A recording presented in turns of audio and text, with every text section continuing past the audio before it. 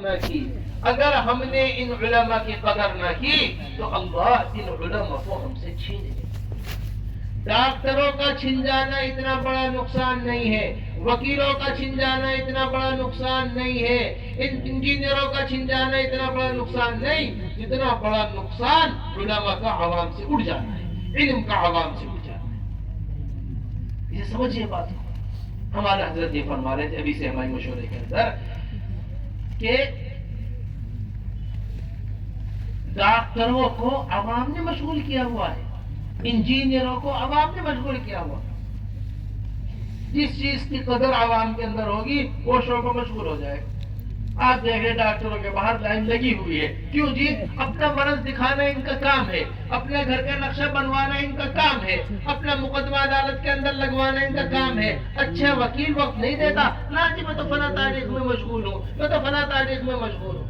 فارغ اگر ہے تو وہ علماء ہے۔ کیا وجہ ہوئی کہ عوام میں علماء کی قدر نہیں، ورنہ علماء کے دروازوں پہ بھیڑ ہوتی ہے۔ مولوی صاحب میری بیوی سے متعلق مسئلہ، مولوی صاحب میری تجارت سے متعلق مسئلہ، مولوی صاحب میری نماز سے متعلق مسئلہ، مولوی صاحب میرے کھیت سے متعلق مسئلہ، مولوی صاحب میرا سودی کاروبار تو نہیں، مولوی صاحب میرا بیوی میں میرے بچوں سے متعلق مسئلہ۔ ایک ایک آدمی سے متعلق دسیوں مسائل ہے، ایک ایک آدمی سے متعلق۔ بیمار تو آدمی ایک دفعہ ہوتا ہے، مسائل تو صبح سے لے کے شام تک۔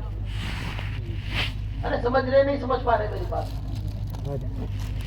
ایسی ہمارا نظام ہونا چاہیے کہ اپنی مسجد کے اندر امام موجود ہے، ہم امام سے درخواست کریں کہ آپ کو ہماری مسجد کے اندر مکتب پڑھانا ہے۔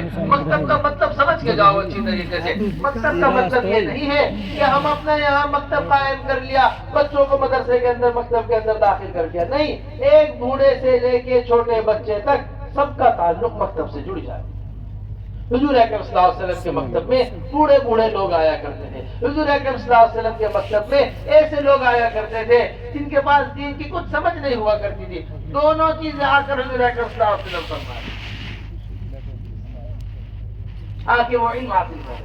ایک بڑے میاں آئے، آ کر کہنے لگے یا رسول اللہ ہڈیاں کمزور ہو گئی ہیں، یا رسول اللہ نگاہیں کمزور ہو گئی ہیں، یا رسول اللہ میں بات کو اچھی طرح یاد نہیں رکھ سکتا، آپ مجھے بتا دیجئے میں جنت سے بچ کر، میں دوزخ سے بچ کر جنت میں کیسے داخل ہوں؟ ایک بڑے میاں آ کر پوچھے، کتنے بوڑھے بوڑھے لوگ ہیں، آپ دیکھو سورہ فاتحہ یاد نہیں ہے، کلمہ یاد نہیں اچھی طرح، نماز پتہ نہیں ہے، حلال کیا ہے یہ پتہ نہیں، حرام کیا ہے یہ پتہ نہیں، پورا قرآن پڑھے ہوئے نہیں۔ آج ہم بچوں کے ساتھ بیٹھتے ہوئے شرما رہے، کل کو سارے حشر کے سامنے شرمانا پڑے۔ اپنی مسجدوں میں عالموں سے خوشامد کرو، مولوی صاحب ہیں، مولوی ہیں، علماء ہیں، مسجد کے اندر مفتی صاحب ہیں، اطراف میں رہنے والے علماء ہیں، بار بار ان کے پاس امام صاحب آپ نماز پڑھا رہے، نماز کے بعد ایک وقت بتا دو ہمیں جس وقت ہم آ کے آپ سے دین حاصل کر لیا کریں۔ آدھی آدھی رات کو بھی مسجد کے اندر، جس طرح 24 گھنٹے اسپتال میں ڈاکٹر رہتا ہے، اسی طرح 24 گھنٹے مسجدوں میں علماء رہے ہمارے۔ میرے پیاروں اچھی طرح سمجھ لو میرے محترم دوستوں بزرگوں، ہمارا ہدف ہے یہ ہدف کہ ہر مسجد مدرسہ بن جائے، ہر عالم معلم بن جائے، ہر مسلمان طالب علم، ہر مسلمان سمجھئے بات کو ہماری، ہر مسجد کیا بن جائے؟ مدرسہ بن جائے، اور ہر عالم معلم، معلم کہتے ہیں سکھانے والے کو، ہر عالم سکھانے والا بن جائے۔ اور تیسری چیز کیا ہے؟ دنیا کا ہر مسلمان